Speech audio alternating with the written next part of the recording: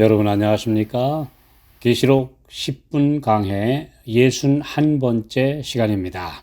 오늘은 계시록 3장의 12번째 강해로 사탄의 회가 무릎 꿇다라는 주제로 빌라델비아 교회에 보내시는 편지 5번째 시간입니다.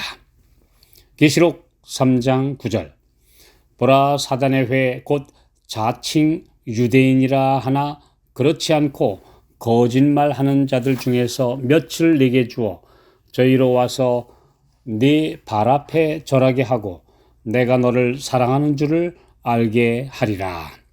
빌라델비아 교회에는 책망이 없습니다. 이것은 그들이 완전 무결했다는 뜻이 아니라 그들의 어려운 여건에서도 최선을 다했기 때문입니다. 모든 시대마다 교회 안에는 항상 신실하지 못한 자들의 일탈이 있지만 원칙에 굳게 선 지도자들이 교회를 지도할 때 주님은 그들을 통해 교회의 큰 방향을 바르게 이끄십니다. 중세 억압의 시대가 끝나며 종교 자유와 함께 사상과 표현의 자유가 주어지자 온갖 이론과 사상의 물결이 교회를 침몰시키려 했습니다.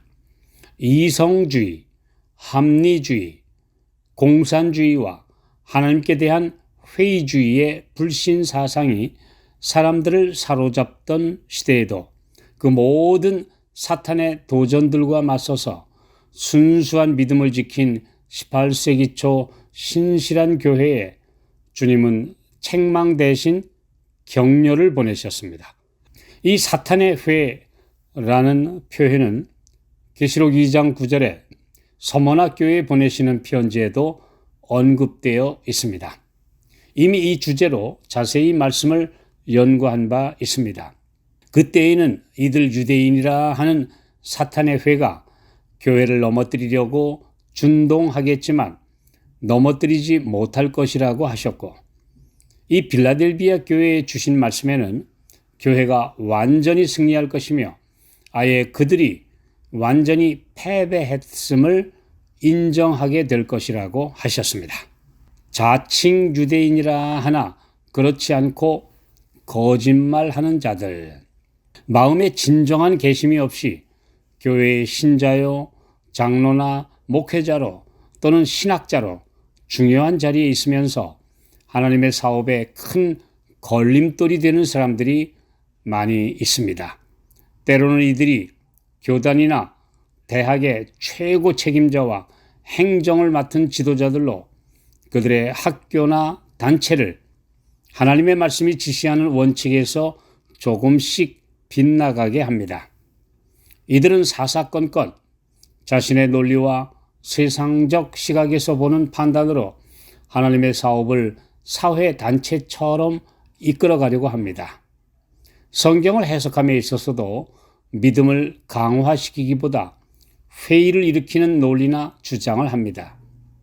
원어나 언어 해석을 빙자한 교묘한 말장난으로 진리의 핵심을 살짝 비껴가기도 하며 자신들의 명예와 이익을 위해 성경에 맞지 않는 학설들을 만들어내기도 합니다.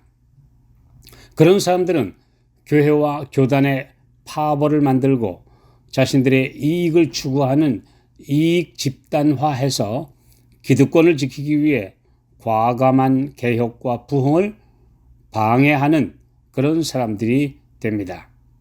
하나님께서는 이들을 거짓말하는 자들이라고 하셨는데 그 이유는 그들이 말로나 표면적으로는 매우 신앙적인 것처럼 그리고 하나님의 사업을 위한다는 명분을 내세우기 때문입니다. 그러면서도 세상에서 인기와 영합하기 위해 진리의 오류를 섞고 항상 세속주의와 타협하는 방향으로 신앙 원칙을 조금씩 무너뜨리고 있습니다. 그런 지도자와 신학자들이 추구하는 이런 방향성이 너무도 교묘하게 위장되기 때문에 많은 신자들은 그들에게 속게 됩니다. 그중 가장 대표적인 신뢰로 오늘날 종교다원주의와 종교 연합을 부르짖는 사람들의 주장이 바로 이런 논리와 방식으로 여론을 오도하고 있습니다. 에스라 4장 1절 2절 유다와 베냐민의 대적이 사로잡혔던 자의 자손이 이스라엘 하나님 여호와를 위하여 전을 건축한다 함을 듣고 스룹바벨과 족장들에게 나와 이르되 우리로 너희와 함께 건축하게 하라. 우리도 너희같이 너희 하나님을 구하노라. 아수르 왕 에살핫돈이 우리를 이리로 오게 한 날부터 우리가 하나님께 제사를 드리노라. 이들이 후에 사마리아인이라 불리는 유대인과 이방인의 혼혈인들로 자신들의 우상 숭배에 유대인들의 여호와 하나님께 대한 신앙을 혼합한 자들입니다. 이들이 바벨론에서 귀환한 남은 무리와 힘을 합쳐서 함께 성전을 짓게 해달라고 제의했을 때 에스라와 지도자들은 단호하게 반대했고 그들을 성전 건축에서 배제시켰습니다. 이 때문에 그들로부터 극심한 반대와 무고와 공격을 당해야 했지만 순수한 신앙을 지키기 위해 어쩔 수 없는 선택이었습니다. 네 발 앞에 절하게 하고 이런 사탄의 모임에 속한 자들이 신실한 하나님의 백성들에 의해 그분의 사업이 흥왕하는 것을 보고 와서 그들의 발 앞에 절할 것이라고 하셨습니다. 이것은 그들이 진심으로 회개하여 그분의 백성으로 들어온다는 뜻이 아닙니다. 그렇게 되는 사람은 극적인 돌이킴을 경험하는 극소수에 불과하며 대부분의 사람들은 그들의 완고한 사상을 버리지 못합니다. 다만 하나님의 진리편이 어디인지 그리고 하나님의 능력이 함께 하시는 성도들의 참 교회가 어디인지 인정할 수밖에 없다는 말씀입니다. 옛 이스라엘과 이웃에 살면서 늘 그들을 침략하고 괴롭혔던 블레셋 민족들의 경우를 보면 그들이 참 하나님의 능력을 인정하면서도 회개하고 참 신앙으로 돌아오지는 않았음을 알 수 있습니다. 그러나 사무엘하 15장에 기록된 바에 의하면 다윗 왕 시대에 600명을 이끌고 이스라엘 군대에 귀순한 이때와 같은 예외의 사람들이 있었습니다. 이사야 22장 29절 진토에 내려가는 자 곧 자기 영혼을 살리지 못할 자도 다 그 앞에 절하리로다. 천년기 후에 만유의 하나님께서 마지막 심판을 베푸실 때 모든 구원받지 못한 인간들의 일평생 삶의 기록이 공개되면 악인들 모두가 꼼짝없이 하나님께 그분의 공정하신 심판을 인정하고 깨끗하게 승복하게 될 것입니다. 그렇다고 그들이 회개하는 것은 아닙니다. 그들의 오랜 반역과 타락한 삶이 그들의 품성을 굳혀버렸기 때문에 회개하려야 할 수가 없기 때문입니다. 그들은 너무 늦었다라고 비통하게 부르짖을 것입니다. 그러므로 양심의 소리가 들리고 있을 동안 회개해야 합니다.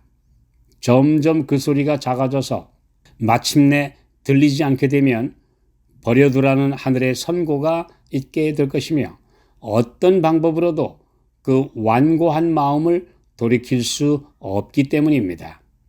하나님을 믿고 섬긴다는 사람들이 사탄의 회에 속해 있다는 예수님의 말씀은 자기 생각과 자기 방식으로 진리를 재단하는 자들에게 주시는 엄숙한 경고입니다. 내가 믿고 있는 신앙이, 내가 믿고 있는 교리가 하나님의 말씀에서 빗나갔을 뿐 아니라 오히려 하나님의 말씀에 대적하는 사탄의 가르침에 속하지는 않았는지 우리는 점검해야 하고 진리가 옳으면 진리에 복종해야 합니다. 오직 기록되었을 때의 말씀에 순복하고 그대로 순종하는 것만이 바로 우리가 주님의 뜻대로 살아야 되는 아주 안전한 길입니다.